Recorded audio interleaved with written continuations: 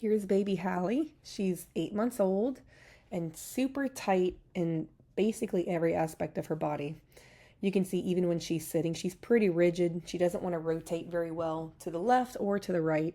So that's where we're starting with today, is making sure when she is sitting, the most basic thing is just that she can pursue whatever she's going for. And if she doesn't know on her own how to get out of her own way, we kind of have to show her. So she has developed some dysfunctional movements. Now we're teaching her the functional way to rotate while she's sitting. And just a little bit more practice. And as we work with her, we're discovering where she's tight. And we can really see that in the thoracic spine. But because of the thoracic spine being tight, she has underutilized hip extensors and flexors. And so that's what you see us working on here. Now, it was a cold day, so they came in with clothes. We're just taking it off to get extra proprioception. When she's on her back, you can see how she doesn't realize she can roll still. That's still new to her. So we were passively practicing with her rolling too. Because she had some setbacks at the beginning with latch, feeding, reflux, colic, she didn't go through her motor milestones in the first 3 to 4 months the way the natural design is meant to be.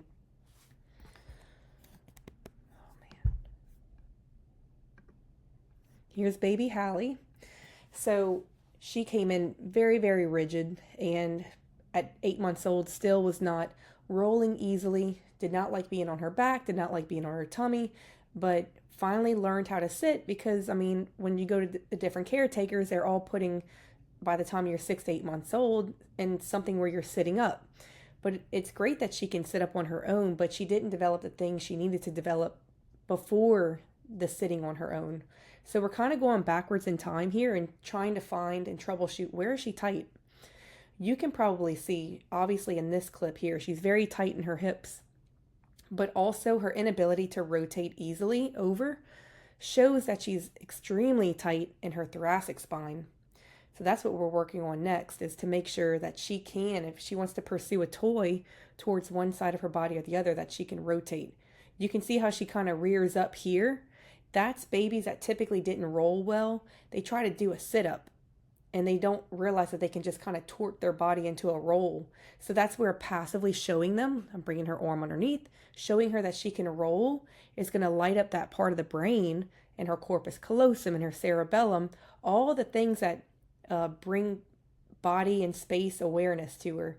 It's going to kind of get them in tune with her new founded joint function, the new functional movements that her brain needs. So we're basically going all the way back to module 1 in this clip.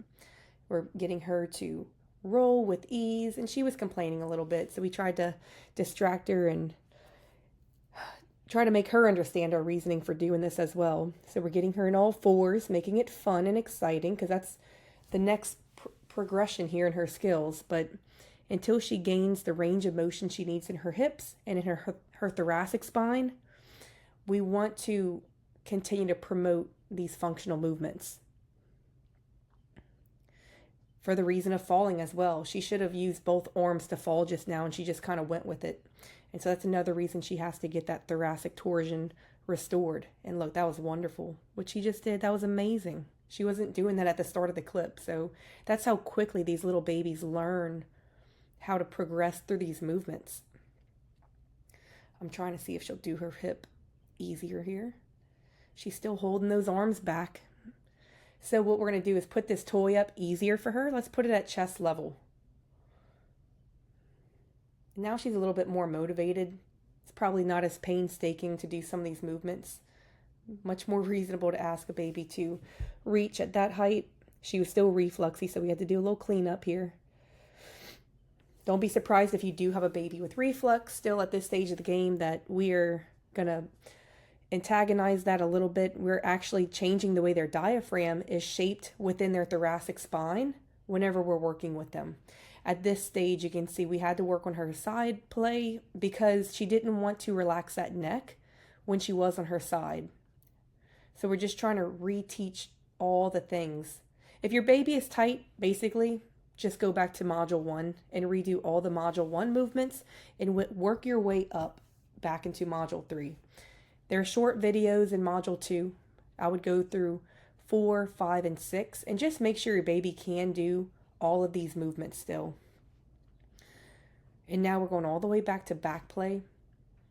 If they fuss on back play at this stage of the game still, and they're wanting to rear up like this, we have to make it a little bit more fun for them and just bring in their toes to their mouth and their toy closer to their face.